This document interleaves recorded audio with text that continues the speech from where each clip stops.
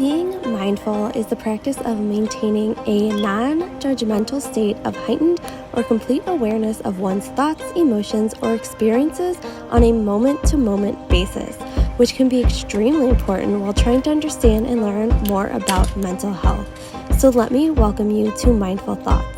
My name is Deloris, and I feel like my mission in life is to help break down those barriers around mental wellness by sharing personal stories, tips, and confessions of mental health to help us shine a light on mental wellness. So what are we waiting for? Let's dive in. Hey guys, I just wanted to jump in real quick and say how excited I am for you guys to hear today's interview. Today I am talking with my new friend Christina, and we talk about how navigating through your 20s can be messy. But what happens when you start to feel different from everybody else and things just feel off? Well, this happened to her in her mid-20s. Around 25, she just didn't feel the same as everybody else. So after going to a therapist and seeing a doctor, she was diagnosed with ADHD. And quickly, a lot of things in her life made sense. But the one thing she didn't let that do is hold her back from becoming a lawyer like she dreamed. I learned so much from her about this mental health illness, and I can't wait for you guys to learn as much as you can from her as well. This was an amazing conversation. So without any further ado, let's go ahead and dive into this conversation with Christina. All right, so I am so excited to be talking to you today. Thank you again for letting me reach out to you and agreeing to be a guest on my podcast. Of course, I'm excited. Yes, so I thought we would just start at the beginning with how you struggled with mental health, when it started for you, and just kind of start right at the beginning up until today. Yeah. When it started, that's a loaded question. Um, I really feel like my mental health journey, well, my struggles with some of the aspects of my mental health really started as a child, but a lot of people didn't catch it because I was like one of those high performing, like perfectionist, yet procrastinator, but overachieving. It was a hot mess.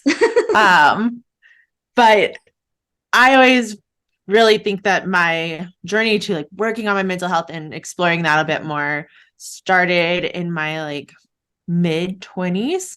So it was right after college, but before like I made any big leaps in life. So I was like right then in that sweet spot where you're like, I just finished college, I got a degree in English, and I was like, okay, this was a worthless degree. What do I do now? I was managing a Starbucks in Las Vegas, and I was struggling with friendships, with just like being in charge of other 20-year-olds. Yeah. I like don't understand how that works to this day. And I really just didn't know what to do. I had a friend that we were really close, and I thought we were going to be close for a very long time. We ended up not being friends anymore. And I really didn't know what to do. I was like, I kept telling another friend, like, I need closure. Like, I just want to know why all this stuff. And he was like, you know what? Here, and slid his therapist's like business card across the table. I was like, go talk to this person. They can help you. So I was like, okay, rude. But it actually was like the best thing ever because I called that therapist, set up an appointment, and started going to therapy. And it was eye-opening because I was diagnosed with generalized anxiety disorder. And it made a lot of sense at the time. And it did, but it didn't, because one of the things they always tell you is like, if you have anxiety, avoid caffeine. That didn't work for me. I felt like my anxiety got worse if I had less caffeine. So I was like, in the moment though, it was kind of eye-opening. I was like, oh, anxiety, that makes sense. And I started to research and talking with a therapist. And then we like unpacked a whole bunch of other stuff. And through therapy, I was like, well, I really want to go after this lifelong dream I've had of becoming a lawyer, going to law school. So I did the best thing you could ever do when you're diagnosed with anxiety. I decided to go to a high stress situation and go to law school. Um, Yes. Smart, right? Best decision ever. Best decision ever. And not only did I decide to go to law school, I decided to move away from my home. I grew up in Las Vegas. We moved there when I was 2. I was about 26, 27 when I decided to move away to go to law school. So I moved out to Denver to go to law school, started law school, struggled immensely. Yeah. I felt like I was pretty smart. And then I got to law school and I was like, I feel like I'm pretty dumb. Um, I just I couldn't keep up with everybody else. Yeah. I couldn't, like, people would go to the library and study for 8 hours on a Saturday in like silence. And I was Yeah. like, what is wrong with you people? Um, I need the TV playing, I need music, I need to break it up. They tell you not to work during your first year. That lasted about a semester for me. And then I decided to go back to work part-time because I needed that scheduling. And I thought it was like all just, kind of odd. I was like, well, maybe I'm just not as smart as everybody else. Maybe I can't keep up with everybody else. And I really struggled through that whole first semester, got really like low grades. And then once I started to switch it up and was like, I have to do what I have to do. I have to work. I have to not study at the library. I need to break up my study habits. I just need to go back to doing what's best for me. My grades went up. And I was like, interesting. Yeah. Long story short, made it through law school, went to therapy a couple of times throughout law school because it's very helpful to talk to somebody. And graduated, took the bar, passed the bar. Then the pandemic happened. Right as I'm becoming a lawyer, the pandemic happened. And in that short time before we were all work from home, when I was in the office, I noticed that like I'd never worked an office job before. And I was like, I'm just not catching on. Like I'm constantly getting distracted. I have a hard time starting projects or finishing them. I constantly am getting talked to about talking to people all the time, like leaving my office. I swear they put me in like an office next to where my bosses were, so I wouldn't leave my office as much. It didn't work. Oh no. I always got up and I was like, I'm just gonna go and ask somebody a question. I'm just gonna go get some coffee. I'll be right back. Honestly, and I still do that to this day. I'm like, guys, I'm bored. I'm gonna go get coffee. And they're like, don't you have a lot of work? I was like, I can't work on it right now. I don't know what to tell you. Yeah.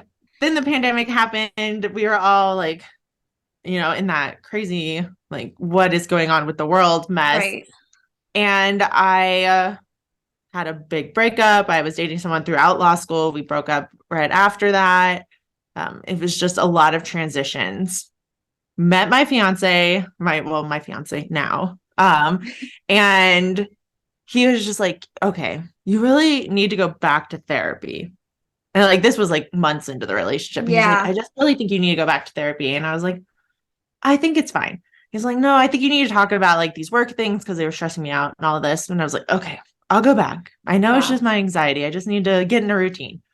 But I decided to go and see a male therapist instead of a female therapist. Nothing against female therapists, but I was like, let's just get a different perspective. Let's see what's out there. Right. And within that first hour of talking with him, he was like, I'm going to stop you right here. And I'm going to bet you, I will buy you a chocolate chip cookie if I'm wrong. And I was like, wrong about what? And he's like, I want you to find someone that does ADHD evaluations. And I was like, ADHD? Like, I don't have ADHD. He's like, no. What you're describing to me, because he had it or has it. He was like, what you're describing to me is ADHD. And I was like, interesting. I thought I just had anxiety, dude. He was like, well, you could have both. They come together. I was like, okay, I'll try it out. And then found a psychiatrist, which was a huge ordeal, like to figure out, like if you have ADHD and you have to make an appointment, having to do it by phone is the worst thing ever. But after trial and error, I found somebody and we did the evaluation and she was like, yes, he doesn't need to buy you a chocolate chip cookie because he's correct. You have ADHD. And I was like, mind blown. At that moment. Because I had always just thought it was my anxiety. And so that was a couple of years ago now. Yeah. And I've been learning to navigate it ever since. And That was a very long what was that story. like feeling when you were told by the doctor, like, you have this? Like, what was your initial feeling around that? It was like this mixture of feelings. At first I was like, okay. But then I was like, okay, well, that kind of like makes sense. Like Yeah, looking back on law school and how I felt like I was different from all of my peers, I was like, well, maybe that explains something. right. So then it piqued my curiosity and I started deep diving into it. Hmm. Yeah, because I think when like you don't know that you have something and then you go for so long and like things to you are normal and you're like, oh, I just normally do this, or like I don't do things as other people are doing them and like this what works for me. And you're like, to you, it's just your normal life until someone says something and then you're like, wait, that's not what you would do. Or like I have to do multiple things and listen to music and be doing this and like you said, people are sitting in a library and quiet, just like doing something like I can't do that. Like, no, no, no, that's not gonna work for me. And then realizing like when people say that's like, well, that's odd. That's not normal. Normal people can do this. And you're like, huh, interesting. And then to go to a therapist and for a therapist to tell you, hey, by the way, I think you have this. And you're like, yeah, I don't think so. Thanks for letting me know your thoughts there. And then like totally going to a doctor and them telling you have it, you're just like, what? Like you said, mind blown. You're like, oh, okay. And then looking back and you're like, everything starts to like fall into place and make sense to you, like this is great. Yeah. And that was like the initial part. And then I feel like you have that initial where you're like, this all makes sense. This is kind of, I don't want to like say it's like exciting, but you're like, Yeah, oh, like I'm going to learn more about this and I'm going to be able to explain it to people. But then you kind of have that dip down to where yeah, I was like, wait, this has been my issue my whole life and yeah, no one ever caught it. And I right. think that's just because of like where I am in life and like when ADHD was really coming to play, a lot of people just thought it was like, oh, little boys are just hyperactive. You Yeah, know, just need to be better disciplined, video games, all of this stuff. And so no one was looking actually for that, right. for ADHD in the girls in the class or in a form that's not hyperactive.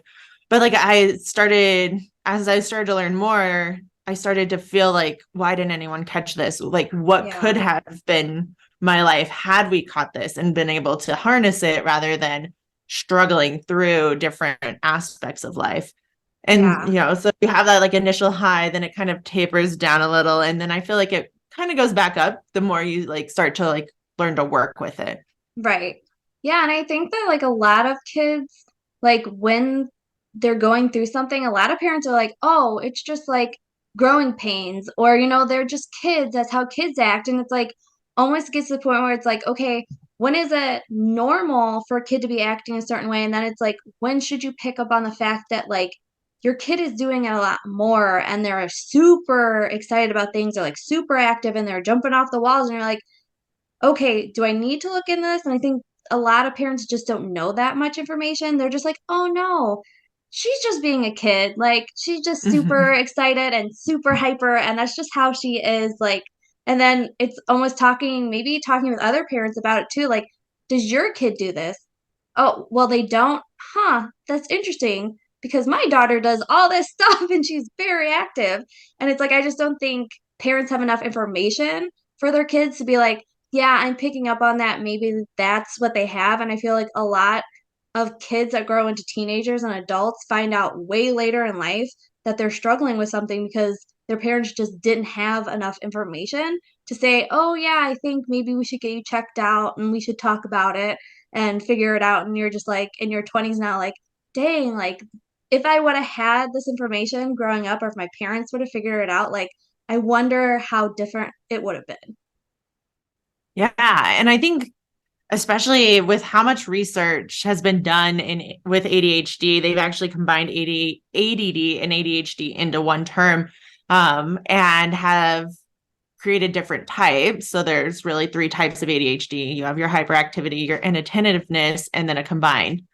And I think a lot of people still just think of ADHD as, you know, just a kid being kind of chaotic, for lack of Yeah. better words. But then there a lot of women or young girls, they're not showing up as hyperactive even. And so Yeah. like the more people educate themselves around these things, the more they're able to work with it. And I think a lot of people are afraid, oh, if my child has ADHD, then I have to medicate them. Yeah. And that's really kind of a choice. You can Yeah. choose to medicate them or not, or you can choose to really try to work through the symptoms and managing them. And I think Right. there's just such a stigma around A, there being something wrong with your kid, Yeah. or them not being normal, and then B, like needing to fix it when necessarily it doesn't need to be fixed. It just needs to be worked with. Yeah. That keeps people from really digging in and looking for, these different mental health things going on with Right. their kids. Yeah. And I was just wondering because like going through working with people and then having somebody tell you, hey, here's a card, maybe you should go to therapy. Like, I'm wondering how that, because I feel like there's this big stigma about therapy. Like, it's something that's like taboo. Like, we shouldn't talk about it, or it's not something people encourage because it's like automatically you need therapy. Oh, there's something wrong with you. And like, even people who don't like suffer for anything go to therapy to just talk through things and like get their feelings out, but I feel like it's just like such a taboo thing and people don't like it. So I'm wondering if like when you were told that, how your initial feelings with that was, and then after going to therapy, how that like grew over time. Yeah, at first I had only known therapy through kind of like family marriage counseling. Yeah. Because my mom and my stepdad had some issues. We went to family counseling and I was like, this is so ridiculous. But I thought it was like that exact thing, like, oh, you have to be like super struggling Yeah. with something. Or there must be something sort of wrong with you in order to go to therapy. But then when my friend gave me that card, and I love him to death for it. I was kind of like, wait, first off, you go to therapy? Yeah. Why? And then second, I was kind of intrigued because I was like, well, is this something that you would talk to a therapist about? Like a friend breakup? Like, I just don't feel like that's a big enough ordeal to talk to Yeah. somebody about. But going to her, her name was Colleen. I love her to death to this day. Going to the therapy sessions, we ended up unpacking so much more. Like we started with like this friend breakup and Yeah. why it was so hard for me. And then like deep diving into like stuff I never even thought we would ever talk about, like family drama or pressure that I ever put myself on myself for school and all of these things. And it actually turned out to be like one of the best things ever. Yeah. I mean, there were days where I didn't like I had a session scheduled and I was like, I don't feel like talking. She was like, all right, well, let's just like play a game or draw or something. I don't know. Which might sound very childish, but it was fun to me because I like being creative. Yeah. And it just like it just opened my mind up a bit to therapy being a tool more than being like a reflection of something being wrong with you. Right. When I was in law school, whenever I was having a really bad semester, we got 10 free sessions a semester. I'd be like, all right, well, I'm going to go to therapy. Yeah. And I did DBT therapy, dialectical behavioral therapy. And that really opened my eyes about emotions and learning Yeah. how to like verbalize what I'm feeling. Because Yeah. little did I know with ADHD, I had ADHD at the time, and you have a really hard time with emotional regulation and when you have ADHD. And so I didn't even know how to like describe how I was feeling a lot of time. It just always felt like one feeling, like I was either fine or I was like upset and angry. Yeah. And so like going to therapy to learn about emotions, a great tool. And so Yeah. like I learned how to fit therapy into different parts of my life instead of being like shying away from it, being like, oh no, that's you have to like really be suffering to go. I was Right. like, no, I'm struggling with work stress. So I'm going to go and just talk to someone and bounce ideas off of them of like, what's going on? How can I better handle this? Or I'm Yeah. struggling with school stress or my relationship. We're having communication issues. And I just want to make sure like I'm showing up the best way I can. Yeah. Yeah, because that's like what you said is people think that therapy, like you go when something major happens, it like has to be this really big thing. And it doesn't like really have to be like you could be going through breakups or something that you're struggling with and you're like, I can't get through this. And then you go to therapy and you talk to the therapist about it and they explain it to you and talk through it with you and you're like, oh wow, like I didn't know a lot of things or I was feeling this way and yep, that makes sense and how I'm reacting. So it's one of those things where you don't have to be struggling with something huge to talk to somebody about what you're going through and sharing your feelings. And for a lot of people, if you don't have somebody like a friend or a family member that you feel comfortable talking to, sometimes a therapist is someone to talk to because, I mean, that's what they're there for. They're there to listen to you and help you get through it. And sometimes they can tell you things and get you through things that a family member or a friend couldn't. But I mean, I guess that could be vice versa. Like a family member could tell you things and a friend could tell you things. But I mean, just having someone to talk to when you don't feel like you have someone to talk to, like therapy can be great. Yeah, and they're unbiased. So like I Yes. feel like whenever I've gone to friends or family, like, there's that little shade of like, oh, I'm gonna go to my friend about this other friend conflict. And they're Yeah. like, oh, well, I don't like that person. So they're gonna, give you, and it's like not a bad thing. That's being a friend, not Yeah. just having, they see something different in that person than you do. But going to an unbiased person who's like, I don't know these people, I have no vested interest in them. Right. I'm going to talk to you about how you can handle it and how maybe like you should approach it. And they give you actual resources to use without knowing like everybody else and who likes who and who doesn't. It's Yeah. just like gives you that freedom to really just be honest with yourself and this unbiased person too. Right. So, Oh, yeah, exactly. Because there's someone they're not judging you and they have no clue like what your life is or who these people are. So they're just like, yep, you like they only know what you tell them. So if you don't mhm. tell them all this stuff, then they don't know enough information to be like, man, that person's really bad or that person's really good for you. Like they don't know. So if you share what you share with them, then that's how they're able to help you walk through it. And I always say like a therapist is not your friend, so it's not like somebody you're gonna talk to about stuff, but then when you leave, it's not someone that knows all your like life details. So really, if you go to therapy and you tell them things, they're also not going and telling other people.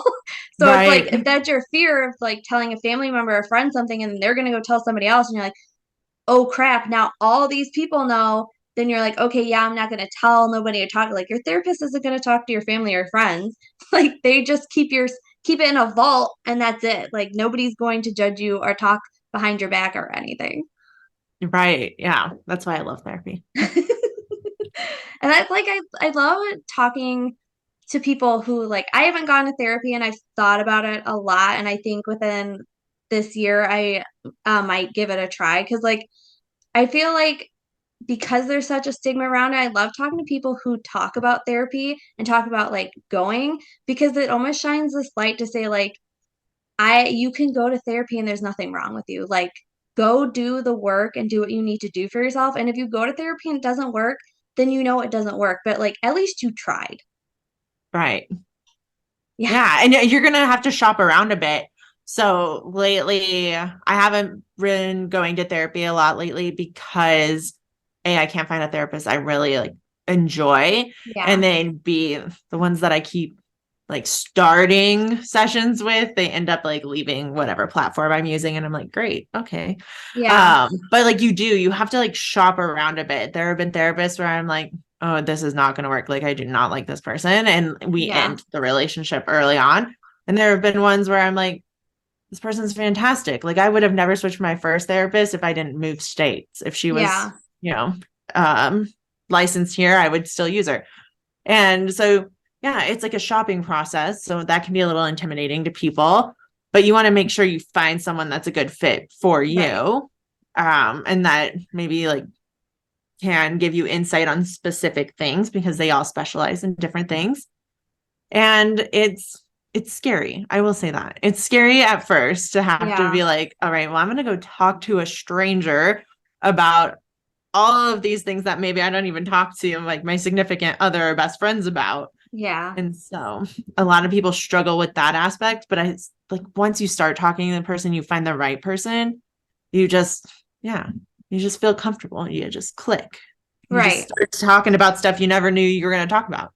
Yeah, you just kind of start spilling everything. You're like, whoa, what just happened? You're like, I think we need longer than an hour.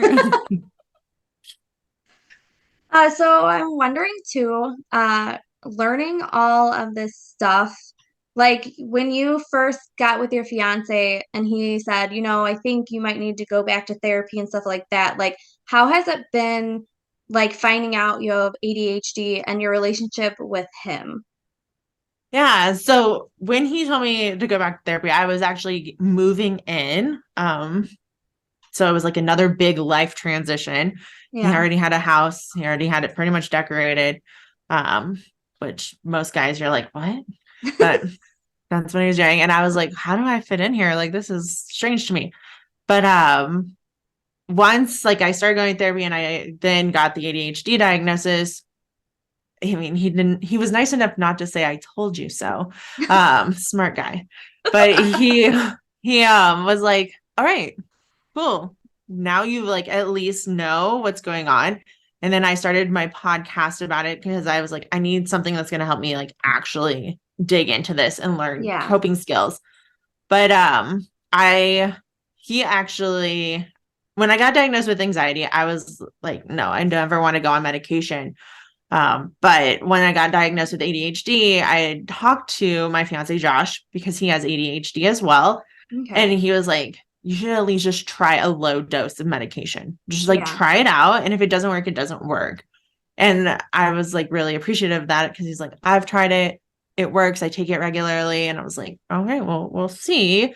And so like having that support was really good. And Yeah. then also finding out that I have ADHD, it made a lot of sense of like things that we would get in arguments about because our Yeah. ADHD shows up in different ways. He's like very much like the hyper fixation. If he starts a project, he will stay up all night finishing that project. Whereas like Wow. I have more of the, oh my gosh, there's so many things in my head that I want to do. Now I'm in like a paralysis state where I'm like, there's so many things I need to do. I feel overwhelmed. I'm going to sit on the couch and then maybe once the inspiration sparks, I'll do it. And Yeah. he's like, just get it done. Just go and do it. And I'm just like, I can't. You're like, I don't work that way. Yeah, we were just like, but there are like other things that like would show up. Like he's very much the clean one of our relationship. I feel like there's always like, a kind of cluttery person and a very clean person. He's the very Yeah. clean one. I'm the one where if my shoes come off in the living room, my shoes probably will stay in the living room Right. until I trip over them for like the fifth time and decide I'm going to take them upstairs. And that like we had to start to work through that. There Yeah. had to be spaces in the house where I put my stuff away. And then there were spaces in the house where I could just leave my stuff everywhere. There's like Yeah. one room, a guest room in the house where that's where I work from home a lot of times and everything. There's stuff everywhere. Yeah. But he knows like we made that boundary where he doesn't come in there and is like, you need to clean this up. But Right. then in our shared bathroom, I put my stuff away. I don't leave it out. Whereas most times I would just leave everything all over the counters because if I put it away, I forget I have it. And so like it's like learning that balance, which has Yeah. been eye-opening, knowing the extra steps I have to take in order to find those compromises, if that makes Right. sense. Yeah. And I'm wondering too, because he has it, if like he was watching some of the stuff you did and like picked up on it and was like, that's interesting because like he knows he has it and the things he do, and then like watching you do it and not know like you don't know you have it, but he's like, I wonder if she has it because of the things she's doing and she just doesn't know that. Yeah, I think it was a mixture of like he was like, your anxiety is getting really heightened because he also has anxiety. Um, and he was like, you're like need to work through that a little more.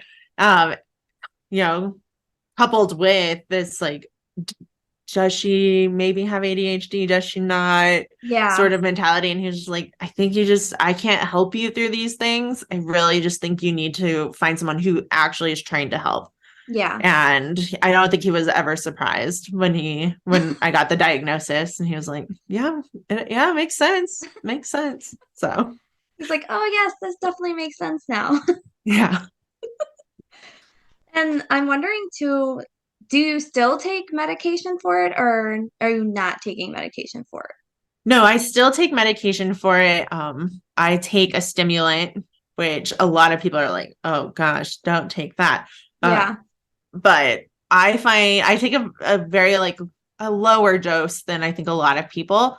But I find on the days that I don't take it, I am very much like either stuck in that paralysis state. Like it gets as bad as like, oh, I have something at noon, like this podcast recording session. I'll be Yeah. like, I have something at noon.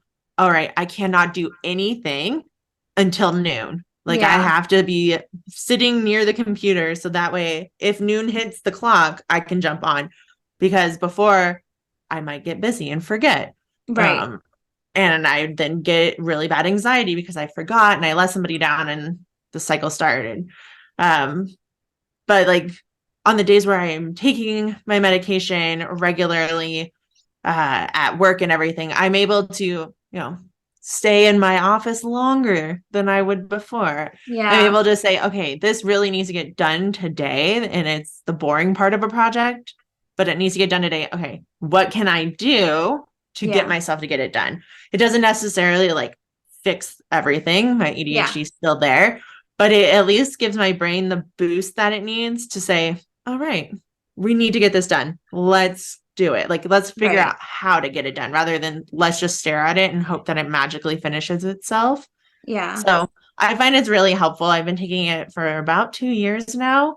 And then I actually, because you're planning a wedding, so you understand this, because wedding Yes. planning and a whole bunch of other things, I've started taking anxiety medication because the stress of work, and then planning a wedding, which is a full-time job at the same time, Oh, yes. was becoming a little too much for me. So my psychiatrist and I decided to put me on, we call it a baby dose of anxiety medication, just to give me that little boost of like, let's lower the anxiety a bit Yeah. so we can work through the stress. Yeah. I've planning a wedding, like, I don't know how many times, like, I've gotten so overwhelmed. And then I go in the bathroom and I just cry for like half hour to an hour. I'm just like, oh my gosh, this is so horrible. And I don't know why anybody would plan a wedding. Like, this is just like the worst thing ever. The movies were wrong. It's not fun. And then, like, I go downstairs, my fiance's like, are you okay? I'm like, I'm just overwhelmed. And I like spill everything. He's like, it's okay. Like, we're gonna get through this. We have enough time. And I'm like, ah, okay, yeah, that's fine. It's like, but you just get so overwhelmed. You're like, oh my gosh, there's so much that's going on and I have to do everything. Yes. I mean, I think that's what they don't like. I feel like everyone in movies has wedding planners Yes. that's doing most of that, but they're way too expensive for normal people to get. Yes. I was like, you want how much to plan? Like, I'll just plan it myself, let's be honest. Yeah. And then I You're was like, like, no, no, this no. is horrible. You're like, no, I can do this. And then you start doing this. You're like, nope, I can't do this. I should just hired somebody. Too late now. So I'm wondering too, with medication too, because again, there are so many like stigmas about everything. And I think like therapy and like medication, just like all this stuff is like such a stigma around like going to therapy and now you're in medicine. So I'm wondering too if there's anybody who is scared to talk to their doctor because they would be put on medication. And it's like, even if you take the medication, like you said, you don't have to take it. Like, if you don't like the way it makes you feel and stuff, you just tell your doctor you don't want it. But I'm wondering if you like have any tips or anything for somebody who might be sitting with it right now that's like in between, should I go to a doctor, talk about it because of the medication? Like, if that's something that's holding them back, what would you tell them? Yeah, so I think the best way someone ever explained it to me, because I was on the fence for a long time about the anxiety medication, Yeah. because there were times where I was like, I can handle it. I got my morning routine down. I'm working out. I'm eating well. I'm not avoiding caffeine because it actually was counterbalancing my ADHD. But Yeah. I'm like doing all the things to manage my anxiety, but it would still sometimes spike with whatever was going on. Yeah.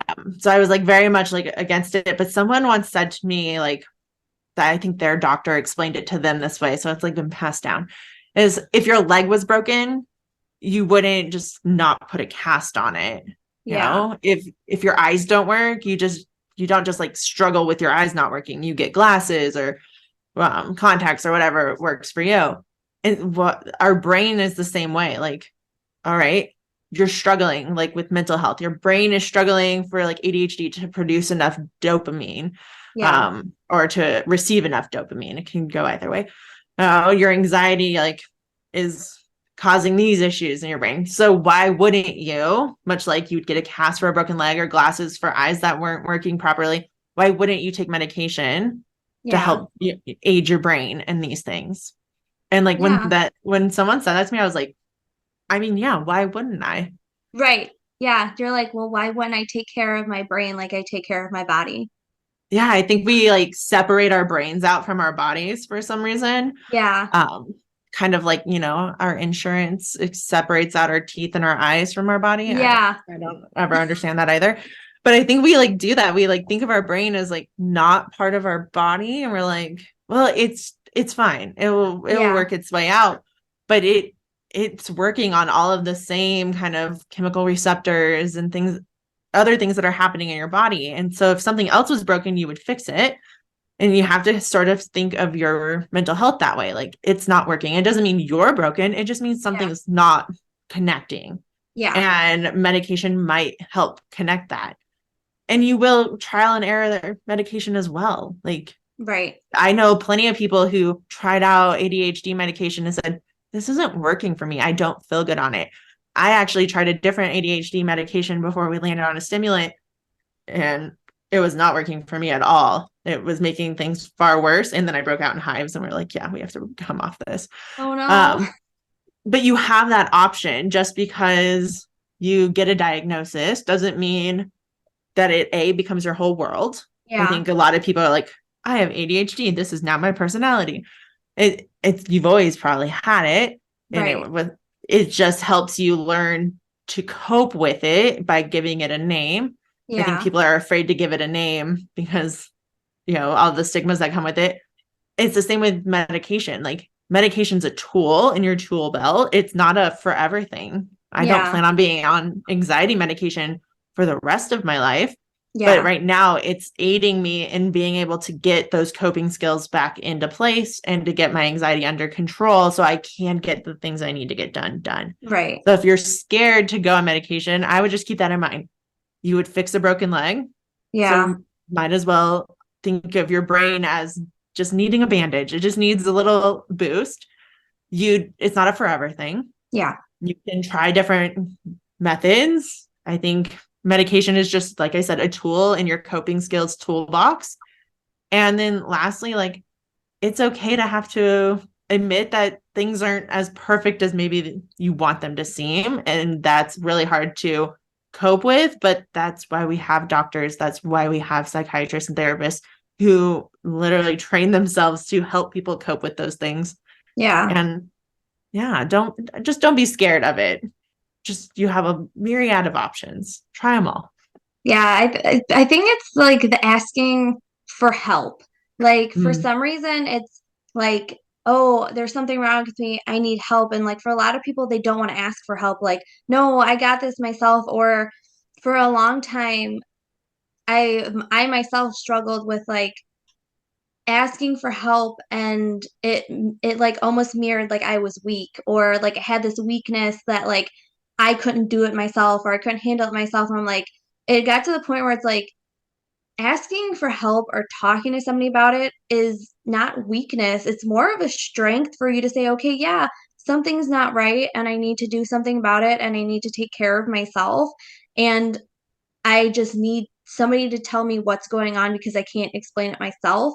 And it's kind of like when you go to the doctor too, and they ask you how you are like how's your health and how you doing, and like for some reason we don't think as mental health as something that you would tell a doctor, oh yeah, I'm fine, I feel fine, but like I've been anxious or I've been sad a lot. And it's like it's not something that when your doctor asks you, you're like, oh nope, I'm fine, but really you're not fine. And if we could like establish a way to like when you go to the doctor and they say, how have you been, for you to make that like connection to say, like, physically I'm okay, but mentally I'm not okay. And this is what's going on. So how can you help me with what's going on? Yeah. I mean, that recently happened to me at the doctor. I was just like, oh yeah, I'm doing great. And they're like, oh, or they asked me, they're like, what have you ever been diagnosed with? And I was like physically or like mentally? Like Yeah. which are you asking? And she's like, they're all the same. Yeah. Your health is all the same. And I was like, oh yes, that makes sense. You're asking about overall health. Yeah. Got it. You're like, we're not like making that connection. And a lot of people just aren't like when they go to the doctor, how are you? Oh, I'm physically great. It's like, no, like overall, how are you feeling? Because like even when I go to the doctor, they give me a piece of paper that like, do you feel safe at home? Yes. Is anybody like doing stuff to you to make you feel unsafe? No. Like, have you been depressed? Yes or no. It's like people are like, no, no, no, I'm fine. And it's almost like I don't know if people don't want, like they're scared to let their doctor know that something's wrong too. So they're like, oh, I'll just sit with it because like I don't want anybody to know that something's wrong with me. Yeah. And I think for me, like I didn't want to go on anxiety medication for the longest time, especially like the worse things got, the more I fought going on anxiety medication Yeah. because I was like, I should be able to handle this. I've like handled my anxiety all through life up until now. Why can't I handle it anymore? Yeah. And, and talking with my psychiatrist, she was like, okay, well, we need to stop and look at life circumstances right now. There is a lot going on in your Yeah. life, and you have a lot of change that you're processing because you understand it as you're planning a wedding. You're also processing, like, I am legally binding myself to another person. Yeah. Or like, like we're already starting to talk about like starting a family in the next year or two. And like that's a huge, scary step. Yes. And you have to like work through those processes. And my psychiatrist was like, this doesn't make you any less of a person. You have Yeah. a lot going on. You can't handle it all. Right. This will just age you until some of the things start to fall off or you start to fully process. And then we can discuss taking you off of it and going back to your normal coping skills. Yeah. And I think it's that like scariness of like, well, I should be able to handle this. Everybody else can do it. So I should be able to. That you don't want to ask for help because you personally feel like less of a person. Yeah. Because everybody around you is doing it or past versions of you was able to do it, to manage it, to handle it. But right now in this moment, the circumstances are so different. You don't want to admit to yourself, like, I might need some help. Like Right. I can't do it because I'm Yeah. scared. Oh, yeah. And I think too, because like mental health has become a topic that people talk about, but it's still not like widely talked about, that somebody could see somebody struggling with it, like me or you, and come across maybe our Instagram or start following us. And it's like, you don't see those moments where like they're really bad or you're overthinking everything or your anxiety is super high or your ADHD is messing with you because you're like having all these thoughts and like a billion things are going on and you just like shut down. And like even with celebrities, it's like there's so many celebrities that are coming out and they're talking about it, but it's like you're seeing like this highlight reel of somebody's life no matter what you're following them on. And like even if you're talking to them, like you don't see the day-to-day processes. Like you don't see what they're going through.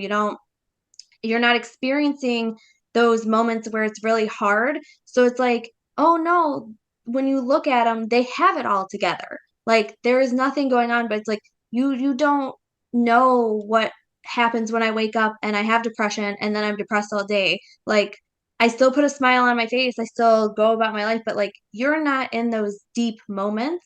So I think a lot of people are scared to talk about it and open up about it because they're like, oh no, well, if you follow Christina, she has it all together and she's planning a wedding and she's doing great. And I'm over here like super anxious about it. Like, I don't understand what I'm doing wrong and she's doing right. And it's like, no, no, no, you're not seeing all the little details here and there where she's freaking out about flowers or, being okay. in this amount of time, I'm going to be legally binded to this other person for the rest of my life. And then they want kids with me. And now I have to like, you don't see all that. So I think a lot of times it's very scary to talk about. It's very scary to open up to somebody talking about it. But it's like all the people that are struggling, you're not seeing all those moments. Like you're not experiencing what they're experiencing. So it can look very like easy for other people who struggle with it and how you're going through it because that's what you see.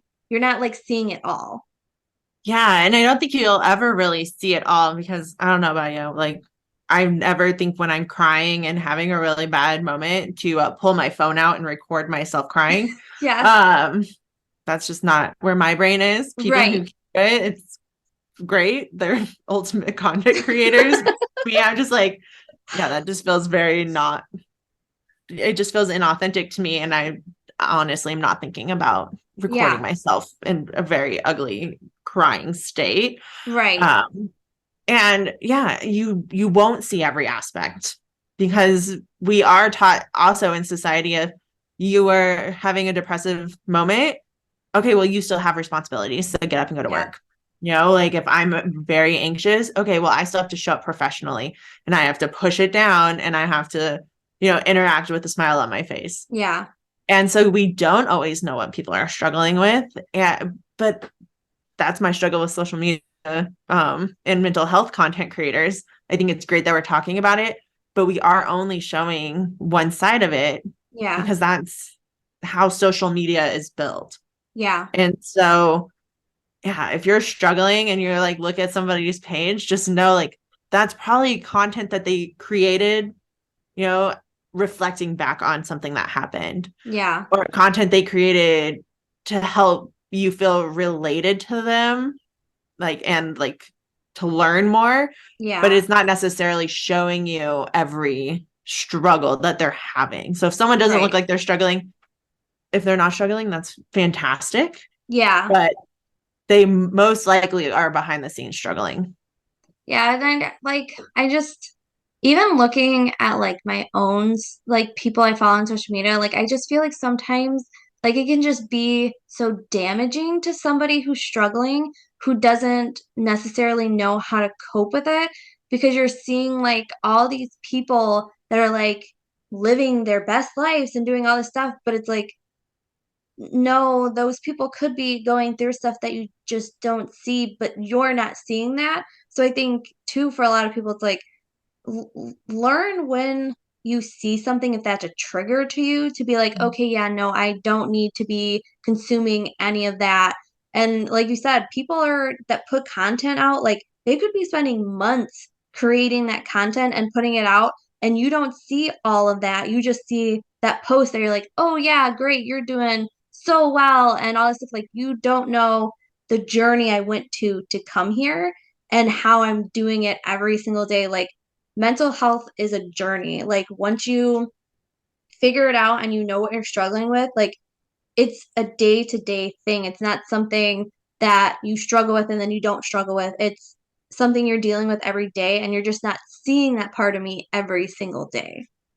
Yeah, exactly. And I think when you are having those moments, that's where having that therapist is very helpful because I feel like we try to use social media as like a therapy coping skill.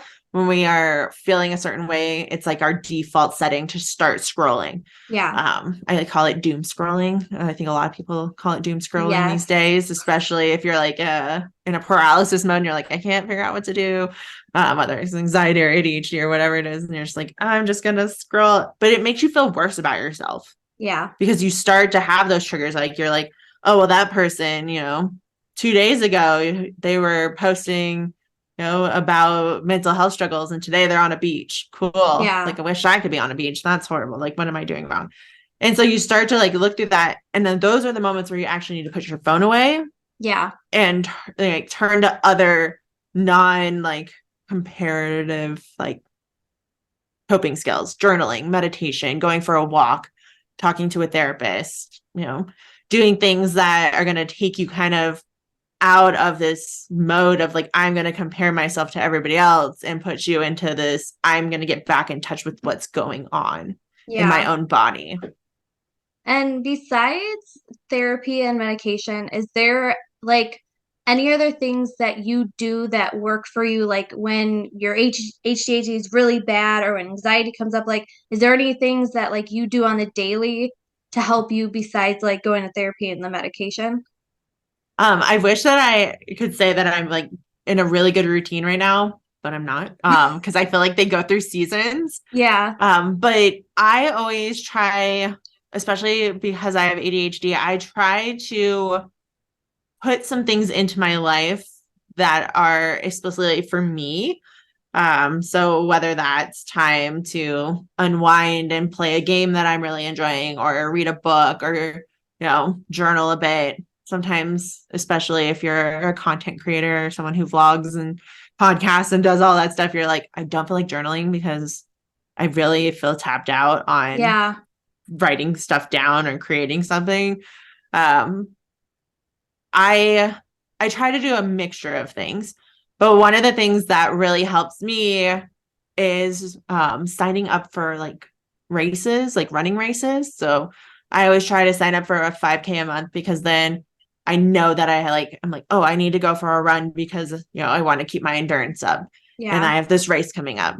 I try to put in friend time on my calendar, because I find that like going and connecting with people in real life instead of just over Instagram, sending each other memes or reels back and forth, Yeah. gives me a lot more, like, it helps ease my anxiety a bit. And it gives me that time to connect with other people. And I feel a lot less alone than I would just sitting at my house. Or in the summer and spring, one of like the things that becomes a daily routine for me is gardening, like because I have to get up in the morning and water everything Yeah. and do all of that. So I don't have like a set routine, but I try to, depending on the season or what I'm going through, with work or wedding planning and all of this stuff, I try to add in these moments where it's time just for me. And then Yeah. I give myself that space to be like, okay, well, right now my season is I'm journaling. I'm really into journaling, and I'm going to journal every day, and I'm going to write, and I'm going to do all these things Yeah.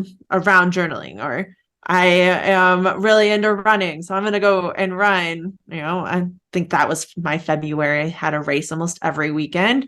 And so Yeah. like I had something that I was working towards that I didn't have to explain to anybody, but it also was moving my body, helping my brain kind of go through things. So yeah, I just think movement, connecting with people, and connecting with yourself is the best way to work through any mental health struggles. Yeah, and I think a lot of times because life is so busy and because you have so many things you like have to do, like you almost forget to check in with yourself. Like, what do I need? And especially if you're somebody like who is struggling mentally, it's almost like you've overwhelmed yourself with like work and having to do all this stuff that you almost forget that moment to like sit with yourself and say, okay, like what do I need? Like, what is going to fill my bucket while I'm filling everybody else's buckets? And like, what can I do for myself to make myself feel better? And I feel like a lot of times we like ignore our symptoms or we ignore ourselves because we want to take care of others and we've had this to do. And like me and you were wedding planning. So it's like, we're going to push that aside until you can't push it aside anymore. And I feel like a lot of people who are struggling, who don't know they're struggling, just do that. They just keep pushing everything to the side. Like, I'm not going to worry about it. I'm not going to talk about it. And then you're almost to the point where, like, it's so overwhelming. You have to pay attention. Like, you are paying attention to me, and your body will start signaling you or you're getting sick and all this stuff. And your body's like, hello, like, pay attention to me, take care of yourself. And even with social media, you are consuming so much stuff and then you're feeling bad about yourself and why do they have their life together and I can't have my life together, and then you just forget, like, stop for a moment and say to yourself, like, what do I need? Like, is playing a video game for 5 hours going to be productive? No. But is it going to help me and like center me and get me through whatever I need to get through? Yeah, okay, then do it. Like, there are so many moments where I do things and I'm like, I really should be doing something else, but in this moment, this is what I'm going to do because this is going to help me too. So I think just like having those moments where like it's okay to do nothing and take care of yourself or play video games or read a book or watch movies. Like you don't always have to be moving and doing things. Yeah. And I think like the most important part of what you said was like checking in with yourself and saying, what do I need? Because I think we turn to social media and we're like, okay, we really, I need to put in all of these routines in place. I need to get up in the morning, 5 a.m., drink a green juice, do this, do that. Yeah. And then I will be the pinnacle of health and like physical and mental. And yet for me, that overwhelms me. Yeah. Like I already have 100 things on my to-do list when I wake up. I don't want to add a routine that I have to check boxes off on. Right. And that's why I think it's so important that you pay attention to what you need in the different seasons of life. There are some seasons where you're going to be highly productive and you're like, I need to journal every day. I need to get these thoughts out of my head. There are going to be some seasons where you're like, I need to be my least productive self right now and go and play that video game for 5 hours. I've been playing a farming game for like forever. This whole like weekend. Because it's so important that when I have a lot going on, that I'm not adding more arbitrary things to my to-do list and I'm letting myself be unproductive. Because like you said, you have to figure out what do you need? What do you need in your body and your mind to feel your best?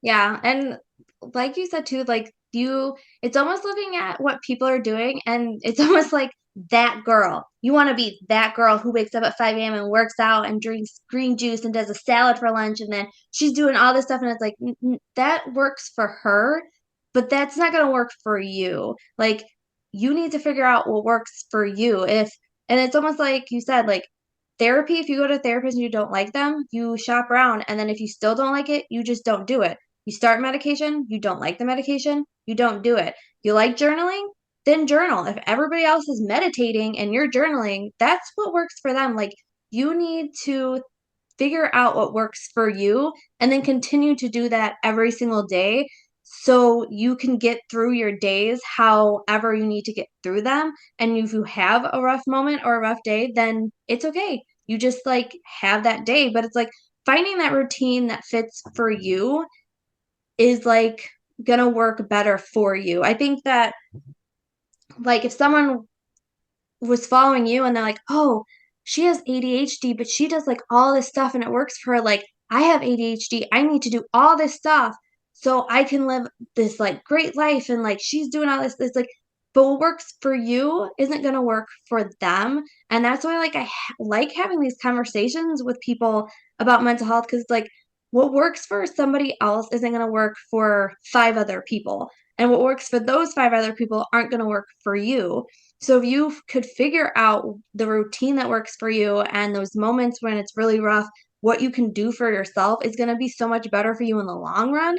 So then you're not like fighting this like fear that like you're not doing what everybody else is doing that works for them. Yeah. And you might try on different things that other people do.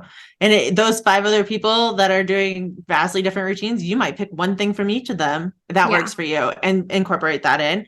And that might work well for like 6 months. And then you're like, I don't like doing this part of that routine. Yeah. And so you go and you change it up.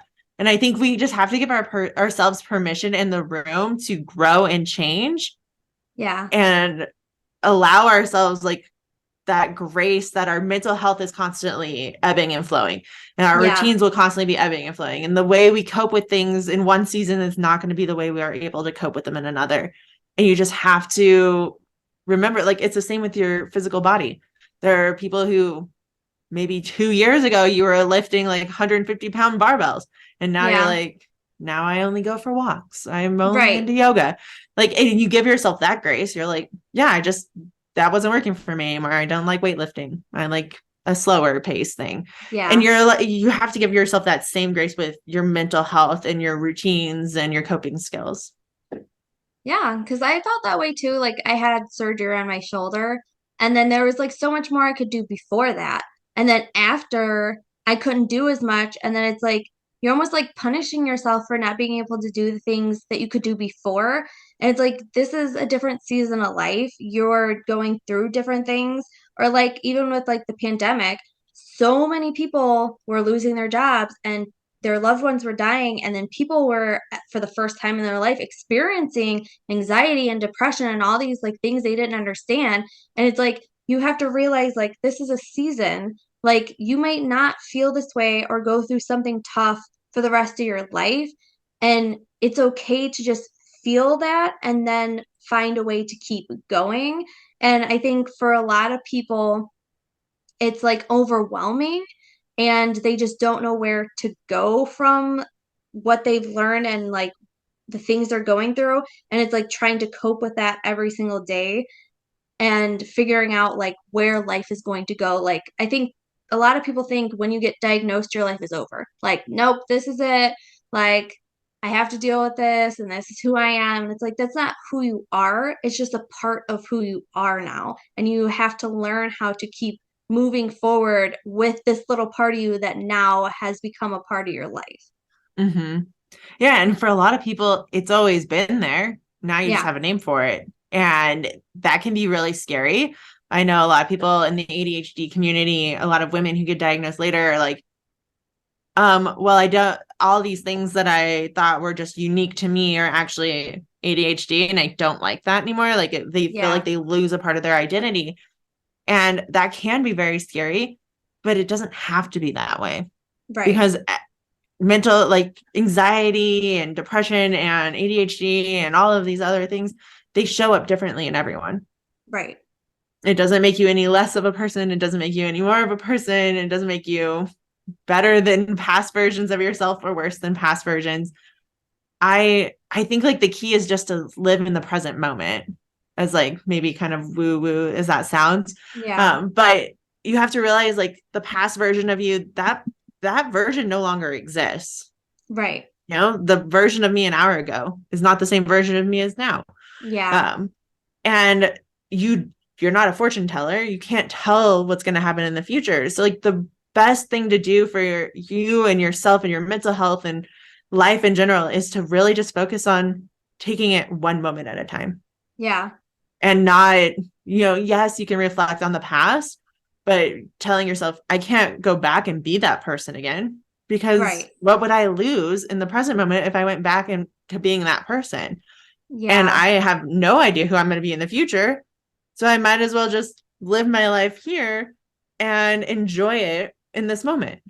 Right. Yeah, I had that realization too of like when I first figured out I had depression and everything I was going through, I'm like, if I could only just go back and change these little things that like happened to me that has caused me to like deal with what I'm dealing with now, I just wouldn't deal with it. And then it's almost like you get to the point where you're like, well, I can't change the past and I can't change how I am or the things I've gone through. So it's like you almost have to figure out like you have to be okay with it. Like it's okay to be diagnosed with depression or anxiety or ADHD or like any other mental health illness. Like it doesn't change who you are. It's just a part of you now. And like you said, people are scared to give it that name. Like they know they're dealing with it, but they're scared for someone to tell them, yeah, this is what you have and this is what you're dealing with. It's like, no, no, no, no. I'm just gonna act like I don't have it and keep living my life and struggling, but not knowing how to fix it because that makes me feel more comfortable. And I think just around mental health, a lot of people are just very uncomfortable. Like they don't want to talk about it. It's something, again, that's like taboo. It's like, no, it's okay, like, yeah, people have it, but we don't want to talk about it. And that's like part of the reason I started this podcast. Like, I want to talk about it. And I want people who also feel comfortable talking about it, talk about it because it's like if we can start talking about it more people are going to be a little bit more comfortable like hearing it, but also the people dealing with it are going to have like this sense of okay, like if these people are talking about it, then maybe it's okay. I have it and I deal with it and I talk about it as well. Yeah. Yes. I love that. That's your purpose and your mission here with the podcast. I think it's very inspirational and very much needed. Yeah, because it's just like it's too much fear going around it. And like I've been there and I'm sure you've been there. It's like it's terrifying and you don't know at first how to deal with it. But it's like the more you figure it out and the more you get information about it and the more you understand it, I think it's a little bit easier to understand. And I know I had the conversation with you about like ADHD and like how my fiance thinks I have it because just like all the stuff I do and the multiple things I do and I'm watching a movie on my phone, it's like, oh yeah, okay, it would make sense. And it's like I could look it up and like read the stuff on Google and go deep diving into it, but it's like if you don't talk to somebody who has it or you're trying to understand it, but like the internet can only tell you so much. So it's like that's why like I like having conversations like this with people who like want to talk about it. 'Cause, like I could tell you how, ADHD feels, but like I couldn't really tell you how it affects like other people. And like having you open up and talk about it is just so amazing because it like almost shines that light for people to like understand it just a little bit more than they would have understand if they're like Googling everything. Because I'm pretty sure everybody's been there where it's like the doctor tells you you have something, or like you have like a sore throat and all this stuff, and you're on Google, and then you go through this like rabbit hole of like, I'm going to die tomorrow. Like, Yeah. yeah, that's it. Yep, that's where I'm going. Like we've all been, we've all been there. We're like, yep, I'm dead tomorrow, so might as well just let it be. Yes, all the time. So it's like you can think you have something, but if you don't like ask a doctor or try to figure it out, you're going to just go through this rabbit hole of like trying to figure it out yourself and not really knowing how to cope with it. And I just like, I like talking to people about it and I like hearing people's story and how they're dealing with it and sharing that because it shines a light like on this subject where, like I said, it's something that I think people are starting to talk about, but it's still very hush hush. And if people were able to just like hear other people's stories and know like you're going to be okay and you can still live your life, like it's not going to cripple you. It's just who you are. And if people don't like it, people don't like it. But you're going to find those people who care for you and they love on you and they want to be there for you. And that's going to be a wonderful thing. Yes. Yes. You'll find those communities that understand you. You'll find those people that understand you, and you will feel more connected than you ever were before. Yeah. So, Well, I'm so excited for people to hear this episode. And before we wrap this up, I always want to end my episodes with one question is if you had any advice for somebody right now who's struggling or going through it and they feel like mixed feelings, like what's one thing you would tell them right now about mental health that maybe has worked for you or you think they just need to hear? yeah, I think it would be to just try and not be scared. As like hard as that sounds, Yeah. you're just like, you're scared, don't be scared. But I think it's the fear of the unknown that holds us back. The fear of like not knowing what that diagnosis is going to mean, or the fear of, now having kind of a label on you. It is what holds us back. But the way I've moved past that is to just be like, all right, will this actually, this fear, will it actually come true? Yeah. It's my decision. I get to choose how the label or the information I get is consumed or put on me. And like giving yourself sort of like that ownership of whatever it is helps dissipate the fear a bit. Yeah. You don't have to create a podcast and start talking about mental health if you're struggling, but like just moving through the fear of like, all right, sitting down and being like, this is what all of I'm afraid of. And then like writing out like maybe how you can take back the ownership there, because I think that's what fear is. It's a fear. It's like the loss of control, the loss of ownership really helps you be able to move forward. So that was just me unpacking, like try not to be so afraid of it and just try to own it a little more. Oh no, that's really good because it is scary. And I think a lot of people, that's what's holding them back is that fear. And if you just tell yourself like almost like a cons and pros, like here are the pros from me, seeking help and what it can do for me. And here's the cons. And it's like, I think a lot of people will end up like your pros are probably going to be better than your cons, or you're going to look at the cons on that side and be like, okay, you know, like this isn't going to help me. So I'm going to take this step, as scary as it's going to be. I mean, just take the step and see where it leads you. And if you try things out and you don't like it, you don't like it, but at least you tried. Like at Yeah. least you took that step. Yeah, exactly. All you have to do is try. It doesn't have to stick forever. Yes. And let our listeners know where they can connect with you and find you. Yeah. So I will say with wedding planning, I've taken a little bit of a step back on my podcasting because we are within almost a month of the wedding. So things have like really amped up. But you can find my podcast. It's called the NBD podcast. Probably anywhere you're listening to this podcast, you can find it there. And then you can find the podcast Instagram if you want to learn more about ADHD or just some like great mental health, like pep talks and stuff. And that's at the NBD Life over on Instagram.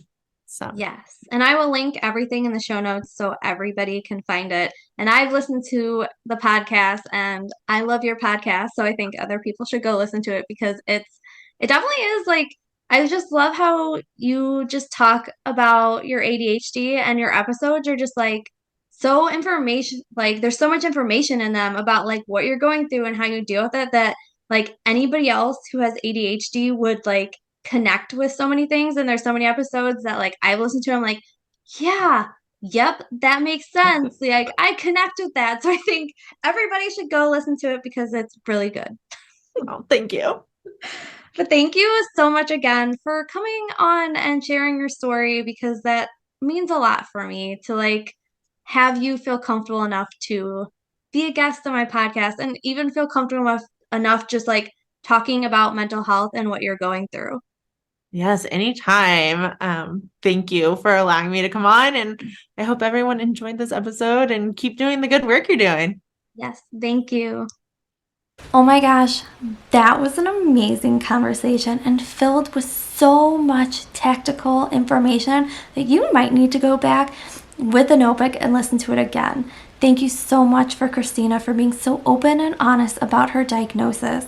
And I love how she shared that even after the diagnosis, she never stopped going for that dream of being a lawyer and living the life she wanted to live. Every day she learns more information about her diagnosis than she knew before. And I learned so much from her that I didn't even know, and I know you guys are going to love it. So just remember after this episode to go over and follow her, show her so much love and care, and let her know how this episode was helpful for you. And also go over and listen to her podcast. There are so many episodes that were so helpful for me, and I know it's going to be helpful for you. If you're someone who is struggling with ADHD or you have a loved one that's struggling with ADHD, her podcast is somewhere to go listen to because she doesn't hide anything or hold back. She lets you know it all. So again, thank you so much to Christina. Go over and follow her. And if you need to, go in the description and all the information is there for you. So thank you again, and I'll talk to you guys again real soon. Thank you so much for listening to another episode. And you know what would be so amazing? If you shared, left a comment, and liked this episode. Any type of support and love for this podcast is going to help it grow more and more every day. I'm so grateful to have you here, and I'll talk to you again soon.